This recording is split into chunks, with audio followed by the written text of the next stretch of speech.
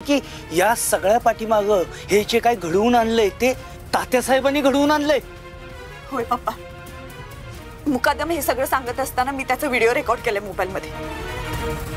आणि पप्पा मी तुम्हाला खात्रीने सांगते, मोबाईल चोरायला चोर तात्यासाहेबांनी पाठवले होते।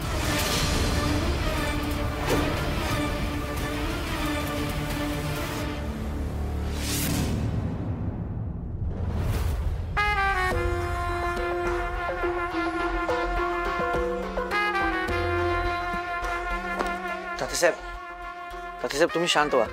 आता त्या मंजूला कुठलाच पुरावा राहिला नाही आपल्यासाठी। असा शांत हो। अरे तिचे हात आपल्या गळ्यापर्यंत आले। हा मोबाईल आपल्याकडे म्हणून ठीक आहे, पण तिच्याकडे असता तिने गळा चावला असता आपला। ते काम कर, त्या मुकादमला आणि ते माझ्यासमोर उभा कर, बघतो त्याच्याकडे। ठीक आहे तात्यासाहेब।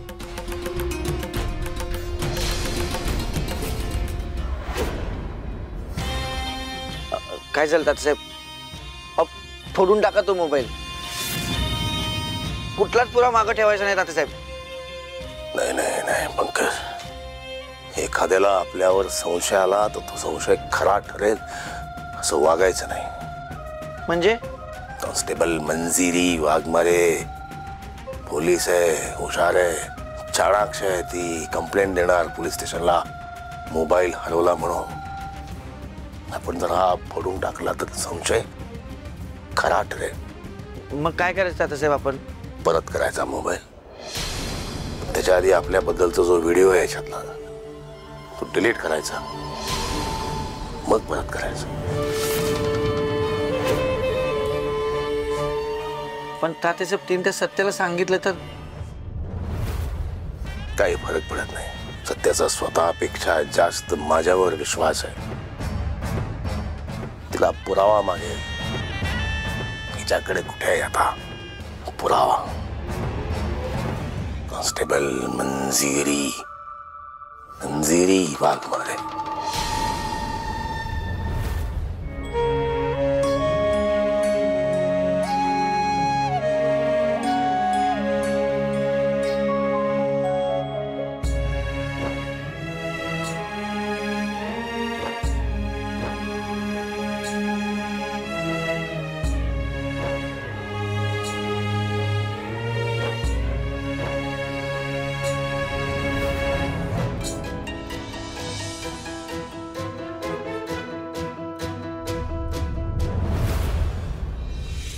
पप्पा अहो अशी बाहेर का बसलात? आत या की। अगं नाही नाही मंजू, मी इथंच ठीक आहे। हे बघ, मी जरा लक्ष ठेवतो, तू झोप शांत। हे बघ, तुला काही त्रास होऊ देणार नाही मी। मंजू मला एक गोष्ट सांग, सत्या जाताना तुला काही सांगून गेला होता का? म्हणजे काही निरोप दिला होता का की तो कुठं जाणार आहे, कधी येणार आहे, असं काही बोलला होता का? नाही हो पप्पा, लाईट आणि पाण्याचं काम करून येतो म्हणून गेला होता सकाळी। एवढा वेळ कुठं लागला काय माहिती, त्याचा फोन पण लागत नाही। पप्पा मला लई काळजी वाटते हो, काय करत असेल काय माहिती। हेच गुंड त्याच्या मागावर नसतील ना?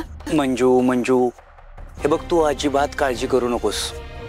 सत्या खंबीर आहे अशा लोकांना तोंड द्यायला।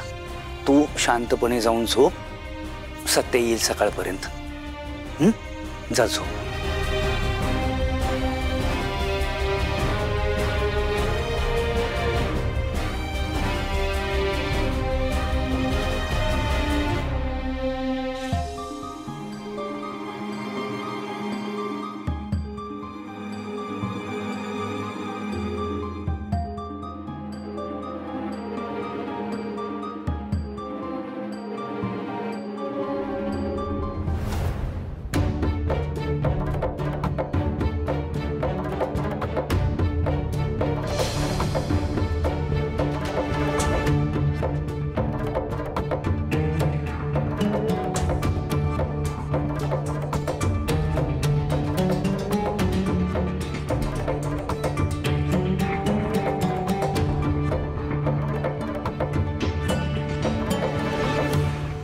मॅडम, मला एक दिवस समजलं की आमचे बॉस दुसरे तिसरे कोणी नसून तात्यासाहेबच आहेत। मॅडम, तुम्हाला एक सल्ला देऊ का? या प्रकरणापासून जेवढं लांब थांबता येईल ना तेवढं तुम्ही लांब थांबा। तुम्हाला माहित नाही हो, तात्यासाहेब काय माणूस आहे तो. आपण जर त्याच्या विरोधात गेलो ना तर तो माझ्या कुटुंबासोबत आहे ना तुम्हाला पण संपवेल.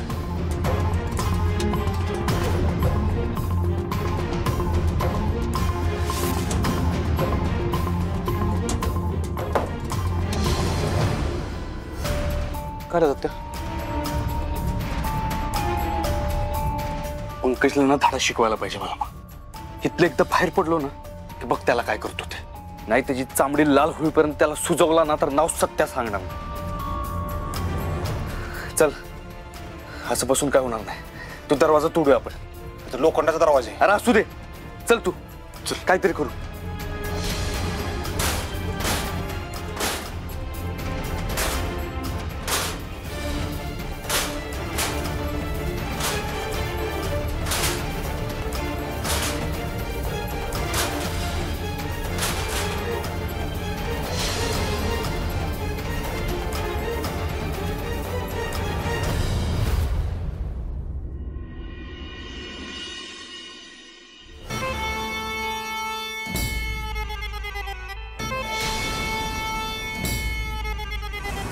अयो मम्मी पाहिलं का? तुम्हाला तर नुसतं पप्पा बोल बोल बोलत असतात, नुसतं घालून पडून बोलत असतात. आणि हे तर बघा लाडक्या सुनेसाठी वॉचमनगिरी चालू आहे. हो चित्रकार, हो चित्रकार.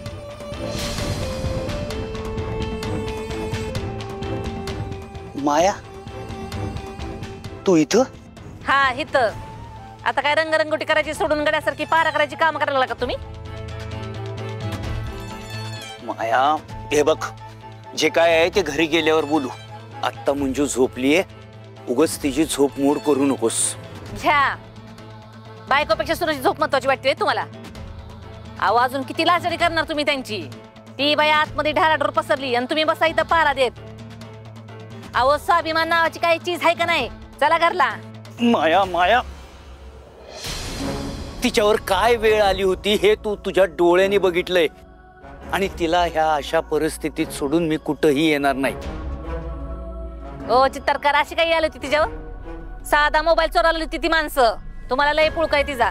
आणि एवढंच बाहेर वाटत तर मग कशाला घर सोडायचं? माझ्या लेकापासून मला वेगळं केलं तिने. काय मिळालं तिला असं करून? माया किती अहंकाराची पट्टी डोळ्यावर बांधून फिरतेस ग तू. तुला चांगलं माहितीये सत्य आणि मंजूनी घर तुझ्यामुळं सोडलंय. तुझ्या या अशा वागण्यामुळे सोडलंय. माझ्यामुळं? असं काय केलं मी? काय केलंस? तू मंजूचा अपमान केलास. तुझ्या मनात तिच्याबद्दल इतका द्वेष आहे की तू तिच्या चारित्र्यावर संशय घेतलास. आणि आता सगळ्या गोष्टी डोळ्यासमोर असून सुद्धा तू पुन्हा तशीच वागतेस.